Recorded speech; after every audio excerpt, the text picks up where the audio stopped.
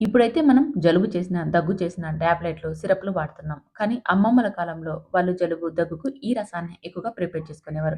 మంచి ఇమ్యూనిటీ రసం అని చెప్పొచ్చు. ఇందుకోసం ఒక స్పూన్ మిరియాలను, ఒక స్పూన్ ధనియాలను, ఒక స్పూన్ జీలకర్రను, కొద్దిగా ఎండు కరివేపాకును వేసి బాగా వేయించి మెత్తని పౌడర్‌లా గ్రైండ్ చేసుకోవాలి. ఇందులోకి ఒక 10-20 దాకా వెల్లుల్లి రెబ్బలను కూడా పొట్టు తీయకుండా వేసి కచ్చా పచ్చాగా గ్రైండ్ చేసుకోవాలి.